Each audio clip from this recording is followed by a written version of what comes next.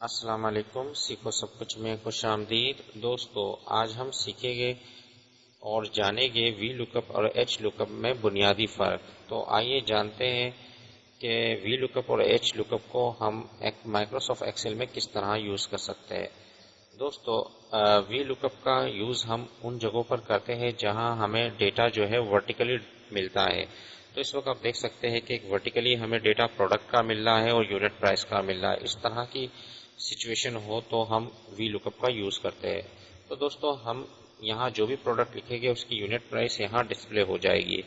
तो जो unit price gate होगी वो इस डेटा को देखकर होगी जो वर्टिकली अवेलेबल है। तो आइए इसको यूज़ कर देखते हैं। जैसे ही मैं इक्वल टू टाइप करता हूँ और वी लुकअप लिखता हूँ और वी एल लिखकर एल टैब की प्रेस करूँगा तो आपके पास यहाँ से पूछेगा लुकअप वैल्यू ये है प्रोडक्ट का सेल। जहाँ हमें कुछ भी टाइप करेंगे तो उसकी यूनिट प्राइस यहाँ डिस्प्ले हो जाएगी। उसके बाद आप कॉमा टाइप कर दीजिए। उसके बाद आपने टेबल एरे बताना है। जो हमारा डेटा है वो वर्टिकली अवेलेबल है, तो वो पूरा डेटा हमने सेलेक्ट कर लिया।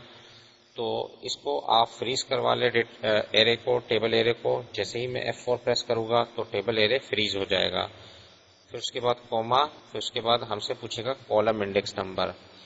वी लुकअप में कॉलम इंडेक्स नंबर पूछता है और एच लुकअप में रो इंडेक्स नंबर पूछता है। तो यहाँ हमें कॉलम बताना है, ये कॉलम 1 है और ये कॉलम 2 है।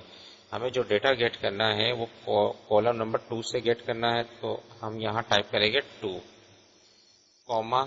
उसके बाद हमें बताना है ट्रू अप्रोक्सीमेट मैच है और फॉल्स एग्जैक्ट मैच है।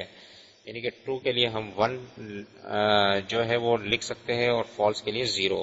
तो हम क्या है, या तो 0 यहाँ टाइप कर दे या इसको डबल क्लिक कर दे तो ये फॉल्स आ जाएगा, क्योंकि हमें एग्जैक्ट मैच करवाना है।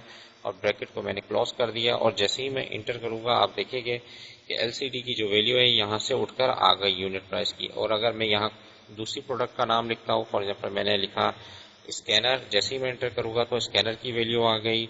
और अगर मैं यहाँ टाइप करता हूँ माउस तो माउस की वैल्यू आ गई। तो माउस की यूनिट प्राइस यहाँ डिस्प्ले हो गई। तो इस तरह वी लुकअप का यूज किया जाता है। अब आइए एच लुकअप के बारे में जान लेते हैं। एच लुकअप हम उन जगहों पर यूज करते हैं जहां हमारे पास जो डेटा है वो हॉरिजेंटली अवेलेबल हो।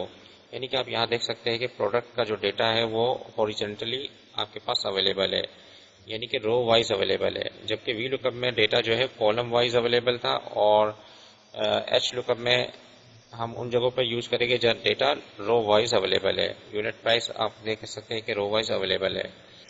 तो इस वक्त क्या है, यहाँ प्रोडक्ट है और हमें उसकी यूनिट प्राइस चाहिए। जो भी यहाँ प्रोडक्ट हो उसकी यूनिट प्राइस है। अब इस टेबल को देखते हुए हमें डेटा को गेट करना है, तो इसके लिए हम यहाँ वी लुकअप यूज नहीं कर सकते, हम एच लुकअप यूज करेंगे। तो जैसे ही मैंने इक्वल टू टाइप किया, एच लुकअप एच एल लिखकर जैसे ही आप टैब की प्रेस करेंगे तो यहाँ आपको लुकअप वैल्यू पूछेगा। लुकअप वैल्यू क्या है, ये प्रोडक्ट का सेल है। तो इसको मैंने सेलेक्ट कर दिया, कॉमा। उसके बाद टेबल एरे बताना है, तो टेबल एरे में आप पूरा टेबल सेलेक्ट कर लीजिए और उसको फ्रीज करवा लीजिए F4 प्रेस कर। जैसे ही मैं F4 प्रेस करूंगा तो ये फ्रीज हो जाएगा, ये अपनी जगह से हिलेगा नहीं। फिर उसके बाद कॉमा, उसके बाद आप देख रहे हैं कि रो इंडेक्स नंबर पूछ रहा है, यानी कि ये रो 1 है और ये रो 2 है। जबकि वी लुकअप में कॉलम इंडेक्स नंबर पूछता है, कॉलम 1 कॉलम 2। और यहाँ रो पूछ रहा है 1 रो और 2। तो हमें क्या बतानी है 2, क्योंकि हम दूसरी रो से डेटा गेट कर रहे हैं। तो 2 टाइप कर दिया, कॉमा। उसके बाद आपने ट्रू अप्रोक्सीमेट मैच के लिए और फॉल्स एग्जैक्ट मैच के लिए हमें फॉल्स लेना है या 0। ट्रू के लिए 1 और फॉल्स के लिए 0 आप टाइप कर सकते हैं। तो यहाँ मैंने पहले फॉल्स लिया था जो कि एक ही बात है, या मैं अगर 0 ले लेता हूँ तो दोनों एक ही बात है। तो यहाँ हम 0 टाइप कर देते हैं और ब्रैकेट को मैंने क्लोज करा दिया। तो आप देखेंगे कि एलसीडी की वैल्यू आ गई। एलसीडी की वैल्यू क्या है, 8000 है। तो यहाँ मैं अगर कोई और प्रोडक्ट का नाम लिखता हूँ, मैंने लिखा मॉनिटर, तो मॉनिटर की वैल्यू गेट होकर आ गई। इस तरीके से मैं प्रिंटर लिखूंगा तो प्रिंटर की वैल्यू आ जाएगी। तो एच लुकअप और वी लुकअप को हम कहाँ यूज कर सकते हैं, आज हमने ये जाना।